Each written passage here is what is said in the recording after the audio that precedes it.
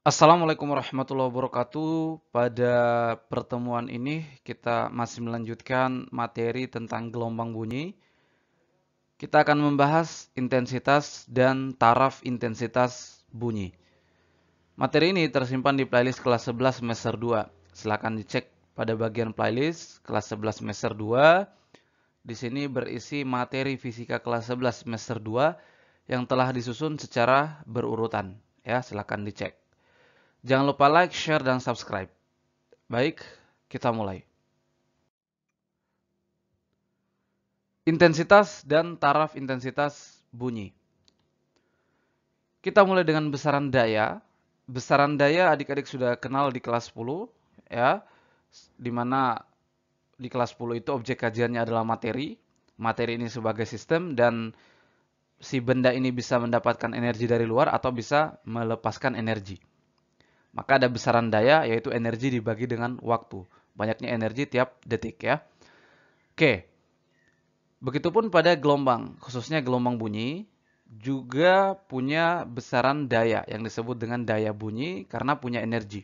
Yaitu energi, ya banyaknya energi yang dibawa oleh gelombang tersebut ya tiap detik. Itu adalah daya bunyi atau laju energi, ya. Oke, sekarang kita masuk ke intensitas, ya. Intensitas bunyi. Apa itu intensitas bunyi? Intensitas bunyi didefinisikan sebagai ya besarnya laju energi atau daya tadi ya dibagi dengan luas. Luas apa? Luas bidang yang tegak lurus arah rambat gelombang tersebut. Ya. Dengan satuan I adalah ini kan P watt ya. Jadi watt per meter pangkat 2. Jadi intensitas bunyi adalah laju besarnya laju energi ya tiap satu satuan luas bidang yang tegak lurus arah rambatnya, yang tegak lurus arah rambat gelombang tersebut ya. Nah, gelombang itu kan akan mengenai sebuah permukaan ya, dengan berapa luas permukaan yang tegak lurus arah rambat itu, itulah A-nya. Oke, atau bisa kita pakai kalimat lain bahwa intensitas bunyi adalah banyaknya energi yang dibawa oleh gelombang ya, tiap ya yang menembus luas bidang yang tegak lurus arah rambat ya, tiap luas bidang yang tegak lurus arah rambat tadi tiap detik. Bisa juga seperti itu ya. Nah, karena gelombang bunyi merambat ke segala arah, ya kan? Kalau kita simpan speaker di dalam ruangan, maka dia akan merambat ke segala arah. Maka A ini adalah menjadi luas permukaan bola. Karena tadi ya, gelombang bunyi merambat ke segala arah. Ya, maka kalau kita gambarkan bidang-bidang yang tegak lurus arah rambat tadi akan membentuk permukaan bola. Oke, kira-kira seperti ini. Ini sebagai sumber bunyi. Ya, dia akan merambat ke segala arah nih si bunyi ini. Maka kalau kita buat luas permukaan yang tegak lurus arah rambat tadi akan membentuk luas permukaan bola. Oke. Nah,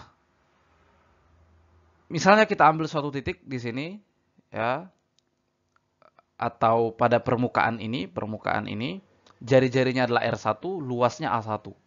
Maka intensitas bunyi ya di permukaan ini adalah ini P1 per A1. Sorry, ya intensitas bunyi di permukaan ini adalah P1 per A1. P1 dayanya, A1 luas permukaan ini. Kemudian kalau kita ambil lagi satu titik di sini atau pada permukaan ini ya, yang agak besar ini dengan sumber bunyi yang sama, jari-jarinya adalah R2, luasnya adalah A2, luas permukaannya ya. Maka intensitas bunyi di permukaan ini yang di luar ini adalah dayanya per luas penampangnya. Ya. Luas penampang atau luas permukaan ya bola yang besar ini. Gitu ya. Oke. Karena energi itu kekal, ya, energi ini kekal, bunyi tidak mendapatkan gangguan atau energinya tidak berubah ke bentuk lain, jadi energi bunyi kekal, ya. Kalau energinya kekal, kemudian kita meninjaunya pada selang waktu yang sama, T-nya sama ya, mengakibatkan dayanya juga sama. Jadi daya P1 dan P2, daya bunyi di permukaan 1 dan di permukaan 2 itu sama. Ya, karena energi sama dan kita menghitung pada selang waktu yang sama. Ya, E-nya kan sama nih, sudah pasti sama. Karena energi kekal. Kemudian kalau kita buat T-nya sama, ya, maka dayanya sama. Sehingga kedua persamaan ini kalau digabung, ya, menjadi ini. I1 sama dengan, ya, P1 per A1. P1 sama dengan P2. P2 adalah I2 kali A2. Maka ini ya. Ini P1 atau sama dengan P2, yaitu A2 kali I2. Ya, P2 A2 kali I2. Nah, kalau bisa kita buat seperti ini, I1 per I2 sama dengan A2 per A1 ya. Bisa kita buat seperti ini. Nah, sekarang kalau kita spesifikan, A tadi kan luas permukaan bola. Rumus luas permukaan bola 4pi R kuadrat ya. Ini R2, ini R1. 4pi-nya saling membagi, maka persamaan ini tinggal seperti ini. I1 per I2 sama dengan R2 kuadrat per R1 kuadrat dengan R1 ini, R2 adalah ini ya. Oke, ini beberapa persamaan yang bisa kita hasilkan pada intensitas bunyi ini. Oke, lalu apa itu taraf intensitas bunyi? Baik, telinga manusia mampu mendengar bunyi mulai dari intensitas 10 pangkat negatif 12 watt per meter kuadrat sampai dengan 1 watt per meter kuadrat.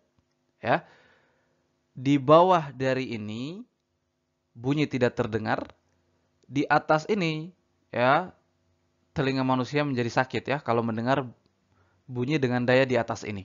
Maka ya manusia hanya mampu mendengar bunyi mulai dari intensitas ini yang paling kecil dan ini yang paling besar. Oke, intensitas terkecil yang masih dapat didengar oleh telinga manusia ya, intensitas bunyi terkecil yang masih dapat didengar oleh telinga manusia disebut dengan intensitas ambang pendengaran, disimbolkan I0. Ya, ini nilainya ya. Ini kan yang paling kecil nih, ini yang paling besar. Inilah intensitas ambang pendengaran. Ya, yang terkecil, I0. Jadi 10 pangkat negatif 12 watt per meter pangkat 2. Nah, menariknya hasil eksperimen menunjukkan bahwa telinga mendengar bunyi 2 kali lebih kuat jika intensitas bunyi dijadikan 100 kali lipatnya. Ya. Jadi ini hubungan apa ini ya? Bahwa telinga manusia itu mendengar baru 2 kali lipat dari lebih kuat jika intensitas bunyi dijadikan 100 kali lipat dari sebelumnya. Ini jelas adalah hubungan logaritmik atau hubungan logaritma, ya. Sehingga diperkenalkanlah besaran taraf intensitas bunyi atau intensitas relatif. Ini kaitannya bagaimana pendengaran manusia tadi dengan intensitas ya ambang batas pendengaran. Karena ini adalah hubungan logaritmik hasil eksperimen ini, maka taraf intensitas bunyi dirumuskan dengan 10 log I per I0. I adalah intensitas bunyi per I0, intensitas ambang pendengaran. Intensitas bunyi ambang pendengaran ya, I0 yang nilainya 10 pangkat negatif 12 ini ya. Jadi hubungan logaritmik. Pakai logaritma di sini. Inilah intensitas bunyi. Taraf intensitas bunyi. Taraf intensitas bunyi ya satuannya adalah desibel, disingkat dB. Ini untuk mengabadikan nama Alexander Graham Bell ya, penemu telepon.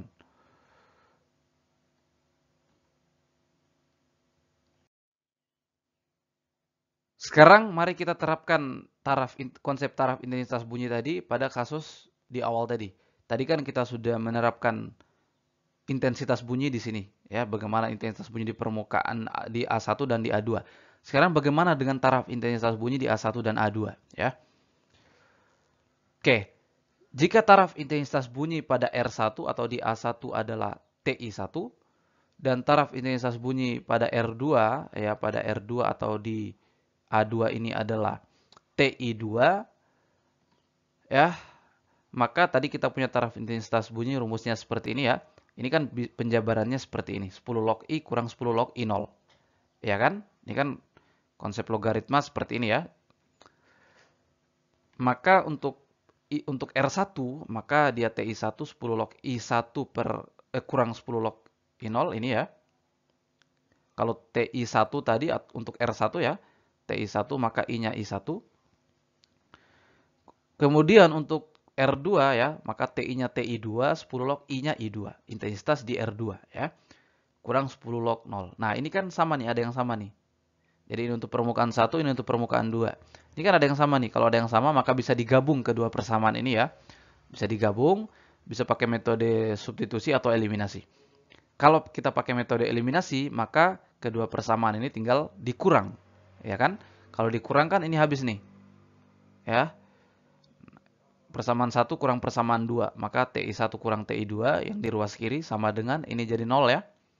Kemudian 10 log I1 kurang 10 log I2 ya. Kedua persamaannya dikurang, hasilnya ini.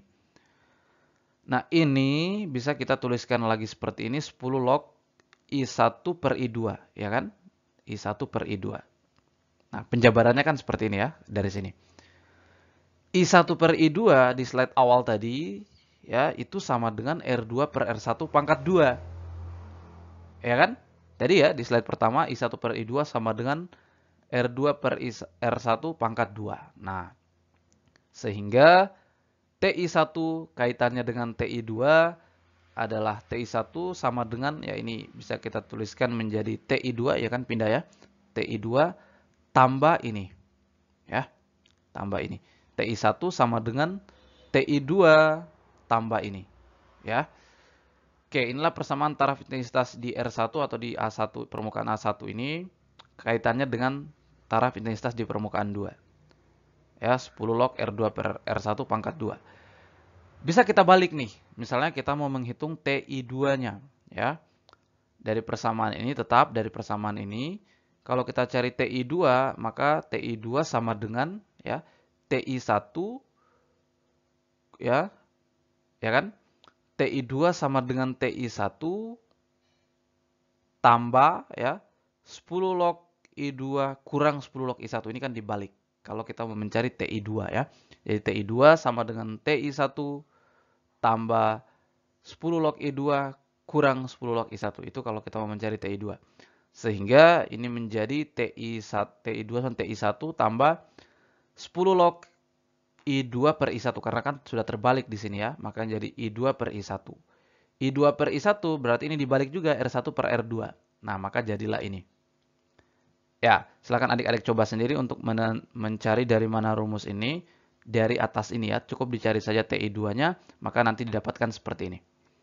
Ini kan jadi I2 per I1, jadi ini dibalik juga R1 per R2. Oke, di konten berikutnya kita akan coba membahas beberapa soal tentang ini. Jadi tetap stay di channel ini.